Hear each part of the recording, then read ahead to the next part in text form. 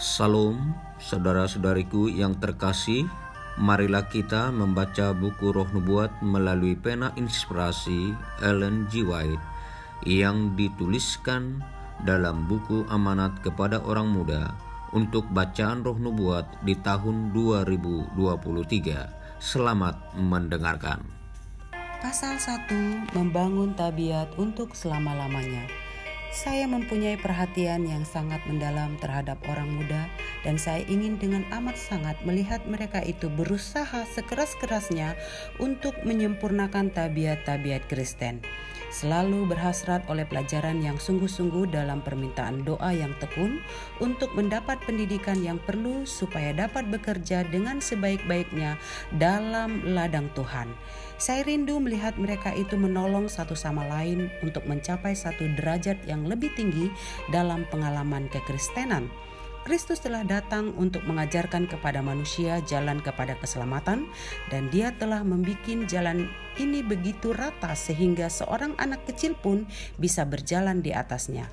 Ia menyuruh murid-muridnya supaya menurut dan kenal Tuhan, dan sementara mereka itu menurut pimpinannya tiap-tiap hari, mereka itu dapat mengetahui bahwa Ia pun akan terbit bagi mereka itu seperti fajar.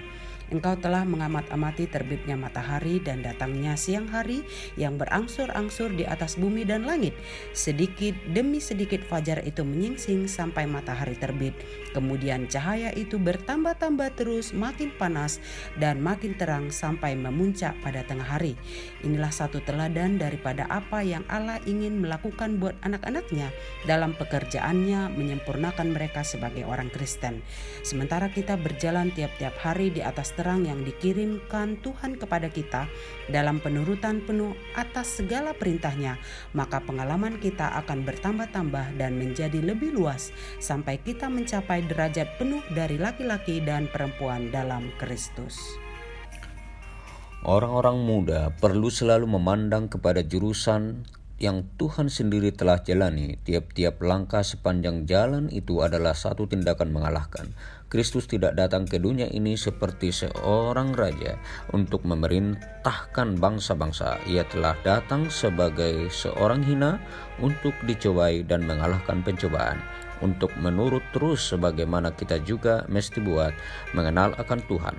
Dalam mempelajari hikayat hidup Kristus, kita akan mengetahui betapa banyak Allah akan melakukan oleh hidupnya buat anak-anaknya. Dan kita akan mengetahui bahwa betapa besar pencobaan kita sekalipun tidaklah semuanya itu melebihi apa yang telah dirasai oleh Kristus, supaya kita boleh mengetahui jalan kebenaran dan kehidupan itu oleh satu kehidupan yang cocok dengan teladan yang diberikan olehnya. Hendaklah kita menunjukkan penghargaan kita akan pengorbanan yang telah diberikan olehnya buat kita. Orang-orang muda telah dibeli dengan mahal harganya, yaitu oleh darah anak Allah. Pikirkanlah pengorbanan Bapa dalam membiarkan anaknya mengadakan pengorbanan ini. Cobalah pikirkan apa yang telah dikorbankan oleh Kristus pada waktu Ia meninggalkan istana surga dan takhta kerajaan surga untuk menyerahkan dirinya menjadi satu korban harian guna manusia. Ia telah menanggung olok-olokan dan penghinaan. Ia menanggung segala nista dan hinaan yang orang-orang jahat bisa tumpukan di atas Dia. Dan apabila pekerjaannya dalam dunia telah selesai, Ia menanggung kematian di kayu salib. Cobalah pikirkan kesengsaraan yang dirasainya pada kayu salib. Tangan dan kakinya ditembus oleh paku, olok-olok dan hinaan dari orang-orang yang hendak diselamatkannya oleh kedatangannya. Dan bagaimana wajah Bapanya disembunyikan daripadanya. Akan tetapi oleh sekalian inilah Kristus menjadikan mungkin adanya segala orang yang mau untuk mempunyai kehidupan yang memenuhi ukuran kehidupan Allah. Demikianlah bacaan Roh Nubuat kita hari ini. Tuhan memberkati.